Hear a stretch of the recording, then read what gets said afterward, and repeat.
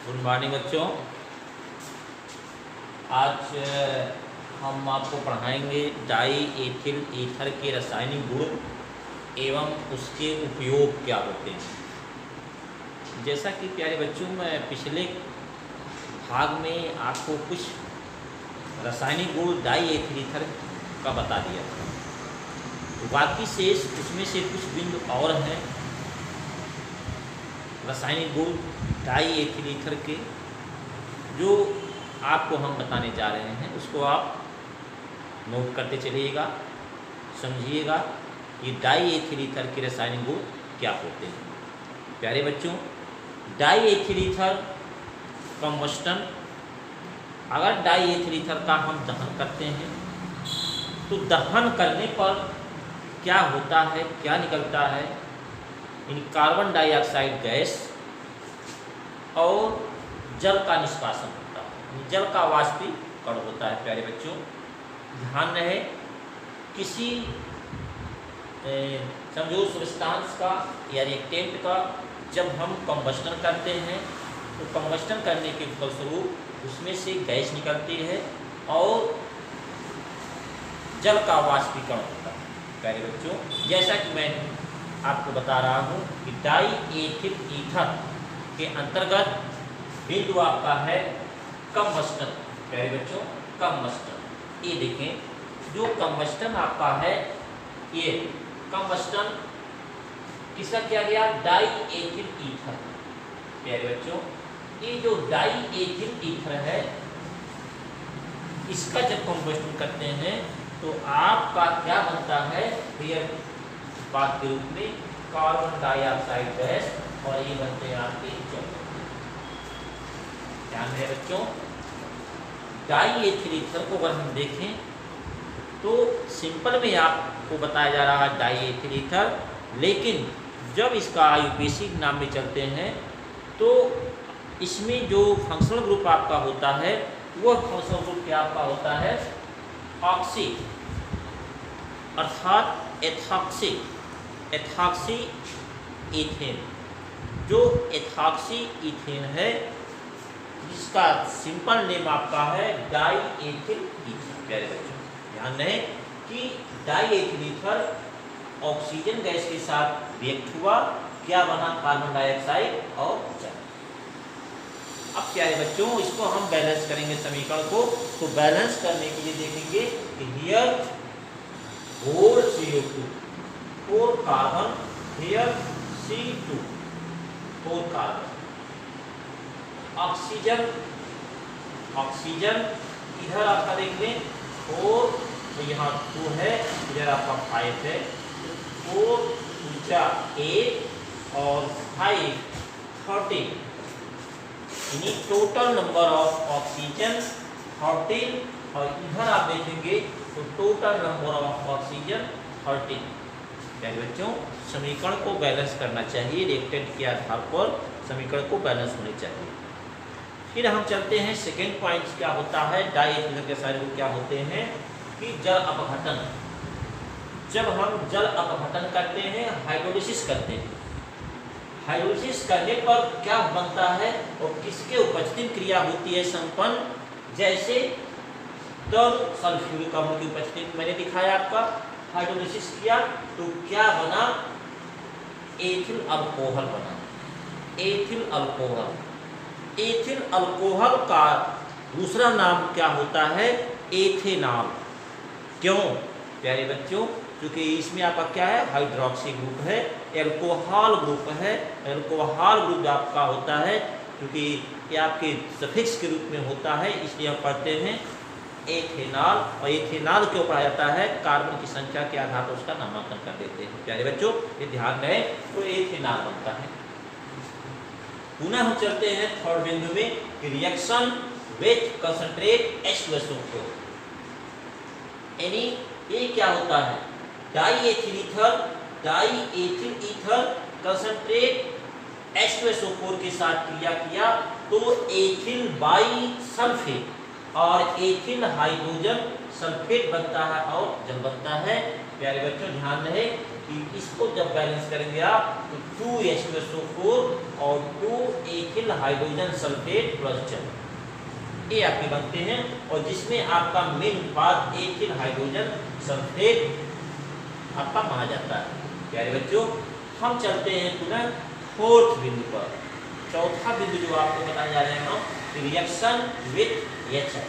ध्यान रहे बच्चों, same composition, same balancing, same oxidation number, अंतर क्या आपका है जो हैलाइड्स ग्रुप हैं, जैसे आपसे कहा दिया गया कि reaction with HI, reaction with HCl और रिएक्शन विथ HBr, इनसे जो क्रिया होगी, अगर HI से आप क्रिया कराते हो तो HI के साथ क्रिया कराते हो तो क्या आपका बनता है, एथिल आयोडाइड बनता है। ये ध्यान रहे, यदि हम कराते हैं HBr के साथ रिएक्शन तो क्या बनता है, वहां क्या बनेगा, एथिल ब्रोमाइड बन जाएगा। ध्यान है, यदि हम करते हैं HCl के साथ तो क्या बनेगा, यहाँ एथिल क्लोराइड बन जाएगा। प्यारे बच्चों, क्योंकि आपके हाइड्रोजन तत्व जो होते हैं ये वैलेंसी जो होती है आपकी, ये सेम कैटेगरी के होते हैं और सेम कैटेगरी के एलिमेंट्स होते हैं, तो इनसे जो कंपाउंड बनते हैं सिमिलर बनते हैं। जैसे एथिल डाई एथिल ईथर की क्रिया HI के साथ दिखाया गया तो एथिल आयोडाइड बना और एथिल अल्कोहल बना। यदि अगर देखा जाए तो अगर पूछा जाए आपसे, प्यारे बच्चों, कंपाउंड तो बन गया, उत्पाद बन गया, प्रोडक्ट बन गए, इनके जो आपके होंगे नाम क्या होंगे, सिंपल में भी नाम क्या कहा जाएगा, IUPAC में नाम क्या कहा जाएगा, तो आप कह सकते हो आयोडो इथेन, सिंपल में कह सकते हो एथिल आयोडाइड, और जब प्रीफिक्स में चलेंगे आपका हो जाएगा iodo ethane plus ethyl alcohol और हाइड्रोक्सी इथेन। तो प्यारे बच्चों, ये नाम कई तरीके से पढ़ा जाता है, ध्यान रहे। फिर हम चलते हैं, अगला बिंदु बताते हैं डाई एथिल ईथर के बारे में, ये reaction with PCl5। Here reaction with PCl5, ये चलते हैं 5th पॉइंट में कि reaction with PCl5 die ethyl ether, die ethyl ether phosphorus pentachloride के साथ, ध्यान रहे, रिएक्शन विथ PCl5 अर्थात फास्फोरस पेंटाक्लोराइड के साथ अभिक्रिया, तो die ethyl ether phosphorus pentachloride के साथ क्रिया करता है तो एथिल क्लोराइड बनता है। ध्यान है बच्चों कि ये क्रिया जब करेगा तो एथिल क्लोराइड बनेगा और साथ में फास्फोरस ऑक्सी ट्राइक्लोराइड बनेंगे कंपाउंड्स, जैसा कि आपके सामने बताया गया है कि क्या बनते हैं, एथिल क्लोराइड और फास्फोरस ऑक्सी ट्राइक्लोराइड कंपाउंड्स बनते हैं। प्यारे बच्चों, ध्यान रहे, जब देखिए die ethyl ether PCl5, when the diethyl ether reacts PCl5 in presence of heat, now get products ethyl chloride and phosphorus oxytrichloride, ये आपके प्रोडक्ट बनते हैं। प्यारे बच्चों, ध्यान रहे कि जब डाई एथिल ईथर की क्रिया फास्फोरस पेंटाक्लोराइड के साथ की जाती है तो एथिल क्लोराइड व फास्फोरस ऑक्सीट्राइक्लोराइड के उत्पाद बनते हैं। नेक्स्ट पॉइंट हम बताते हैं प्यारे बच्चों, ये अगला पॉइंट, अगला बिंदु बताते हैं रिएक्शन विथ एस्टिल क्लोराइड। ये देख लें, reaction with acetyl chloride, acetyl chloride simple name और IUPAC नेम। प्यारे बच्चों, ध्यान रहे, एस्टिल क्लोराइड ध्यान दें, सिंपल नेम में बताया जा रहा है आपको, लेकिन जब इसका IUPAC में चलाएंगे आप तो इसका नाम क्या हो जाएगा, एथेनोइल क्लोराइड, क्योंकि आप जानते होंगे या पिछली कक्षाओं में बताया गया होगा, इल और ओइल होता है जो क्रियात्मक समूह के रूप में आपका है CuCl, इल और ओइल होता है, उसका साधारण सिंबल क्या होता है, इल, जैसे एसिटिल LYL आ गया, और जब उसका हम पढ़ेंगे एथेनोइल क्लोराइड के रूप में तो OYL, ओइल के रूप में आता है, तो उसका नाम पर क्या हो जाएगा, एथेनोइल क्लोराइड। प्यारे बच्चों, ध्यान दें, वही प्रक्रिया यहाँ है कि when the diethyl ether reacts between acetyl chloride, now get products ethyl acetate and ethyl chlorides products. प्यारे बच्चों ध्यान रहे कि जब डाई एथिल ईथर की क्रिया एथिल क्लोराइड के साथ की जाती है तो एथिल एसीटेट बनता है और एथिल क्लोराइड बनते हैं, जिनके देखें अब ये तो प्रोडक्ट बन गए आपके, इनके नाम क्या हो सकते हैं, अदर नेम। IUPAC नाम में क्या व्यक्त किया जा सकता है उसको आप ध्यान देंगे। ये देखें एथिल एसीटेट, सिंपल में एथिल एसीटेट नाम होगा, लेकिन जब IUPAC में आप चलोगे तो इसका नाम क्या हो जाएगा, एक ग्रुप कौन सा आपका है, Aster group, COO Aster group. Aster group में क्या करते हैं, COO का सिंपल सिंबल लेते हैं ATE, और जब उसका IUPAC सिंबल लेते हैं तो OATE, O8 अर्थात वैन। इधर जब इसका सिंपल नेम करेंगे तो एथिल एसीटेट, और जब उसका IUPAC में चलेंगे तो एथिल एथनोएट, एथिल एथनोएट। प्यारे बच्चों क्वेश्चन कई तरह से आपसे पूछे जाते हैं सिंपल नेम के बारे में, IUPAC के नाम के बारे में, लेकिन आपको उसके क्रियात्मक समूह के बारे में जब तक आपको अध्ययन नहीं होगा तब तक कंपाउंड्स के अदर नेम आप नहीं शो कर सकते हो, क्योंकि हर एक कंपाउंड्स के सिंपल नेम और उसके जो है IUPAC नेम पूछे जाते हैं। फिर हम बताते हैं, आपको चलते हैं नेक्स्ट पॉइंट्स, नेक्स्ट बिंदु के बारे में कि रिएक्शन विथ एस्टिक एनहाइड्राइड। प्यारे बच्चों रिएक्शन विथ एस्टिक एनहाइड्राइड्स, आप क्लोज फार्मूला बताया गया है कि एस्टिक एनहाइड्राइड्स के मॉलिक्यूलर फार्मूले जो आपके होते हैं CH3CO पूरे का होल ट्वाइस O। प्यारे बच्चों ये आपका क्या होता है, क्लोज फार्म होता है, लेकिन जब इसका स्ट्रक्चर फार्म में चलेंगे आप तो आपका सूत्र क्या हो जाएगा, ऐसे ध्यान देंगे। जब इसका चलेंगे स्ट्रक्चर फार्म में तो ये स्ट्रक्चर फार्म में आपको हो जाएगा ऐसे, यहाँ देखिए ध्यान दें, स्ट्रक्चर फार्म में ये आप मिलेंगे ऐसे सूत्र, asterisk anhydride, asterisk anhydride. Clear, ये सूत्र क्या होंगे आपके देखने, CH3CO CH3ACH3 एस्टिक एनहाइड्राइड्स। प्यारे बच्चों ये आपके हो गए एस्टिक एनहाइड्राइड के सूत्र, लेकिन आप क्या पढ़ रहे हो, डाई एथिल ईथर के बारे में पढ़ रहे हो कि when die ethyl ether reacts between asterisk anhydride, इसी के स्ट्रक्चर फॉर्म बताए गए हैं आपको, इसी के स्ट्रक्चर फॉर्म बताए गए हैं कि एस्टिक एनहाइड्राइड के स्ट्रक्चर फॉर्म क्या होते हैं। जब ये क्रिया करता है किसके उपस्थिति में, ZnCl2 की उपस्थिति में, अर्थात जिंक क्लोराइड के उपस्थिति में क्रिया करता है, तो क्या बनाता है यह ध्यान रहे, in presence of A, when the diethyl ether react between asterisk anhydrides in presence of zinc chlorides and heat, now get products ethyl acetate. ये आपका होता है एथिल एसीटेट, इसका नामकरण कर देंगे एथिल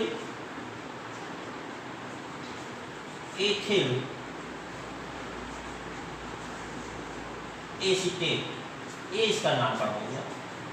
ये आपके कंपाउंड बनते हैं एथिल एसीटेट। अब इसको आप बैलेंस करोगे कि एथिल एसीटेट तो आपने बना दिया, एथिल एसीटेट बना दिया, तो क्या इस वास्तव में एथिल एसीटेट है, इसमें क्या राइट साइड और लेफ्ट साइड दोनों में आपके तत्वों की संख्या जो आपके कंपाउंड्स बने हैं रिएक्टेंट्स में है वो एज इक्वल के रूप में है कि नहीं है, दोनों को मिलाया जाता है। यदि आपके इक्वल हैं तो उनके क्या होते हैं, उनके तत्व को बैलेंस नहीं किए जाते हैं। यदि वह इक्वल नहीं है तो उनको क्या करते हैं हम लोग, बैलेंस करते हैं। तो ये प्यारे बच्चों ये जितने आपको बताए गए हैं भाग 4 के अंतर्गत डाईएथिल के साइड में बताया गया आपको कि कंबस्टन क्या होता है, जल अपघटन क्या होता है, रिएक्शन विथ कंसंट्रेट H2SO4 के साथ क्या होता है, पुनः रिएक्शन विथ AHI के साथ क्या होता है, रिएक्शन विथ PCl5 के साथ क्या बनेगा, रिएक्शन विथ H2 क्लोराइड के साथ क्या बनता है, एथिल एसीटेट बनते हैं, रिएक्शन विथ एस्टिक एनहाइड्राइड के साथ क्या बनता है, तो हियर कंपाउंड्स एथिल एसीटेट बनते हैं। लेकिन ये ध्यान रहे प्यारे बच्चों, यदि आपके सेम कंपाउंड होते हैं, जैसे आपका HI है, ये HI है, HCl होगा, HBr होगा, ये कंपाउंड जो बनेंगे उस स्थान पे क्या हो जाएगा आपका एथिल आयोडाइड होगा, या तो एथिल क्लोराइड हो सकता है, या तो एथिल ब्रोमाइड हो सकता है। एक प्यारे बच्चों, ये डाई एथिल ईथर के आपको क्या पढ़ाया जाएगा आपको कि डाई एथिल ईथर के रासायनिक गुण क्या होगा। फिर हम आपको चलते हैं कि डाई एथिल ईथर के उपयोग क्या होते हैं। डाई एथिल ईथर के उपयोग में हम आपको समय देते हैं, 2 मिनट का पास देते हैं कि आप बिंदु को रासायनिक गुण को नोट करें, अंकित करें। फिर हम आपको बताते हैं इसके उपयोग क्या होते हैं डाई एथिल ईथर के। जस्ट नोट करें आप 2 मिनट।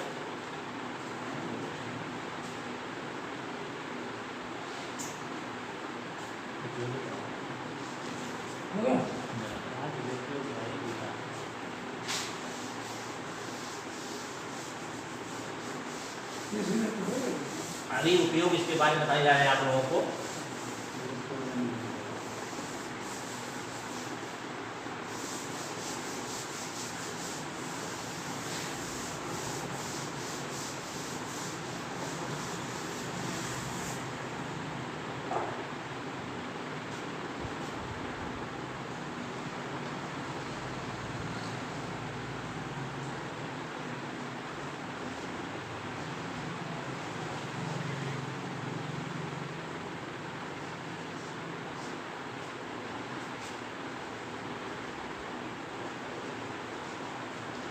डाई एथिल ईथर के उपयोग।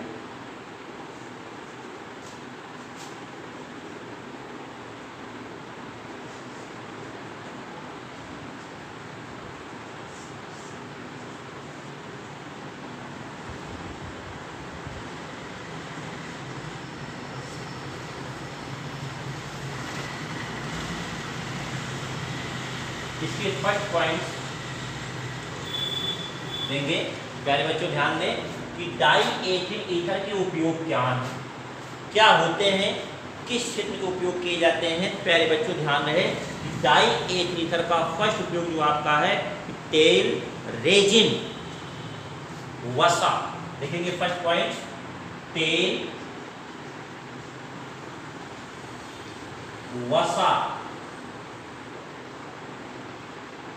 रेजिन आदि। यानी जो आपका होगा प्यारे बच्चों तेल, रेजिन, वसा आदि के विलायक के रूप में, आदि के विलायक के रूप में, ये फर्स्ट पॉइंट। यानी डाई एथिल ईथर के उपयोग जो आपके हैं किस क्षेत्र में किए जाते हैं, यानी समझो आपका तेल है, चाहे वसा हो, चाहे रेजिन हो, इसके उपयोग में आपके किए जाते हैं डाई एथिल के उपयोग। सेकेंड पॉइंट क्या आपका है विलायक निष्कर्षण में। सेकेंड पॉइंट प्यारे बच्चों ध्यान रहे, विलायक, विलायक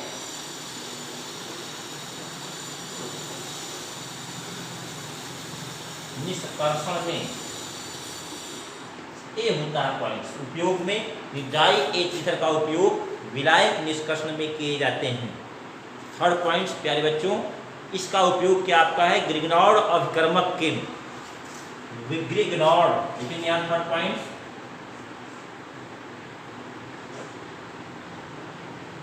ग्रिग्नॉर्ड अभिकर्मक के रूप में, या लिख सकते हो आप कि विभिन्न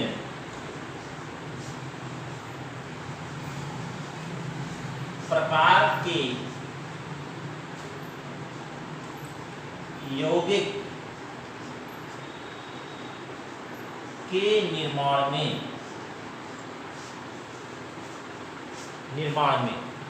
विभिन्न प्रकार के यौगिक के निर्माण में।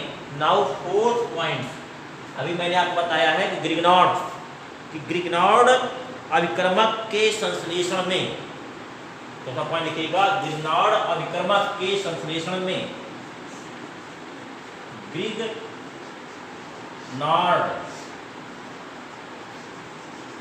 अभिकर्मक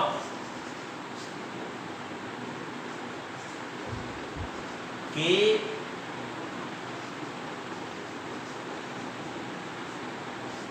संश्लेषण में। पांचवा पॉइंट, वेरी इंपॉर्टेंट पॉइंट, शल्य चिकित्सा में लिखेंगे, शल्य चिकित्सा में निश्चेतक के रूप में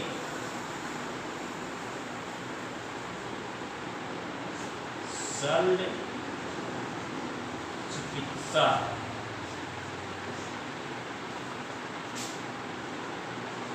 के क्षेत्र में, प्यारे बच्चों, ए डाई एथिलीन का उपयोग यानी किन किन क्षेत्र में है, जैसे मैंने बताया आपको कि तेल, वसा, रेजिन आदि के विलायक के रूप में किया जाता है। फर्स्ट पॉइंट उपयोग। सेकेंड, विलायक निष्कर्षण में। तीसरा, विभिन्न प्रकार के यौगिक के निर्माण में। और चौथा, ग्रिग्नार्ड अभिकर्मक के संश्लेषण में। और फिर पांचवा बताया गया आपको कि शल्य चिकित्सा के क्षेत्र में निश्चेतक के रूप में पाए जाते हैं। फिर पांचवा पॉइंट्स क्या होते हैं कि विभिन्न प्रकार के, जैसे आपका निश्चेतक के रूप में क्लोरोफॉर्म हो गया, एसीटोन हो गया, डाईएथिलीन हो गया, आज इसके विभिन्न गुण होते हैं। और ग्रिग्नार्ड के क्षेत्र में जो विभिन्न प्रकार के कंपाउंड बनाए जाते हैं वो भी आपके होते हैं। और जो बताया गया कि जैसे तेल हुआ, रेजिन हुआ, वसा हुआ, आज हुआ, ये सब क्या होते हैं, विलायक के रूप में प्रयुक्त किए जाते हैं। प्यारे बच्चों, ये ध्यान रहे कि ये डाईएथिलीन के प्रयोग क्या होते हैं। ठीक प्यारे बच्चों, इसको आप नोट करें। फिर पढ़ाएंगे हम next chapter next day. Thank you. Note कर